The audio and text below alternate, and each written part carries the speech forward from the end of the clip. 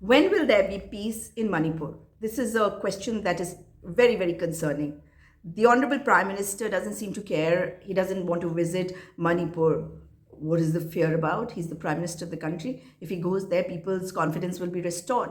He goes to a private zoo owned by a private person, enjoys himself over there, gets photographs clicked. It's a holiday that he takes. Then he goes to a temple in Uttarakhand and does his puja. But the real puja would be, the real prayer, the real offering of prayer would be if he went to Manipur.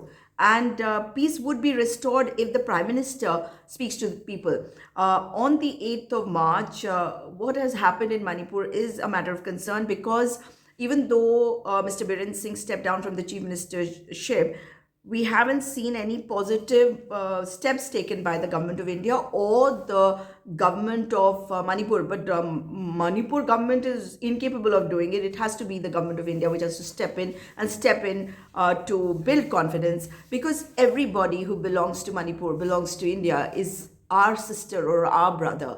And what has happened is, in the latest happening, the Home Minister, Mr. Amit Shah, had issued a directive to allow unrestricted movement across the state. When the state has been ripped apart in this manner, obviously this kind of directive to allow unrestricted movement would face opposition.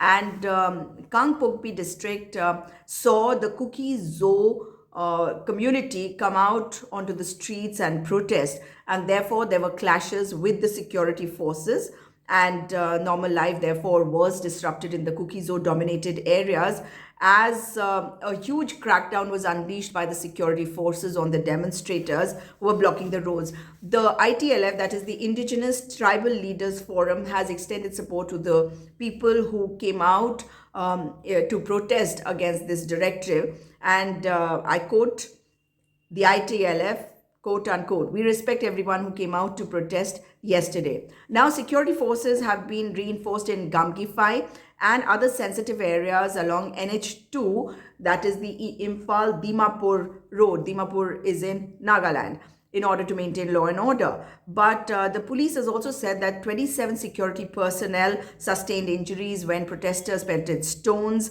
set up road barricades, set tires on fire. And the police has said that there was firing from within the protesting crowds also. This is the police's version. And therefore, they had to retaliate. And in this whole, this skirmish, 16 protesters were injured and one succumbed to injuries. So there was a life which was lost. And it is being said that over 40 individuals, including women and police personnel, were injured in this particular clash, which happened on the 8th of March. And this violence, according to people, erupted after police fired tear gas shells to disperse the demonstrators who are opposing the free movement policy. And basically, what had happened was that the Kuki-Zo and the Methi communities have so much of bad blood between them right now, that a peace march was organized by the Federation of Civil Society, that is FOCS, which is a Methi organization. And it consisted of a march in which 10 vehicles had to be stopped by security forces at Sekmai before reaching Kangpokpi. They were trying to go there in the name of a peace march. And that is why this whole thing happened. And the Kangpokpi Kuki-Zo community came out to protest. And it is being said that this is what triggered this entire protest. And the ITLF has also said that the government is favoring the Fox, this particular organization which belongs to the Methi community, and saying that the free movement directive disregards the concerns of the Kuki-Zo people. And this is why it is important that the government steps in, talks to the people, and brings everybody on board and builds confidence, instead of just issuing these kind of orders, which could people who are already insecure about their lives, their property. We've seen what has happened in the past.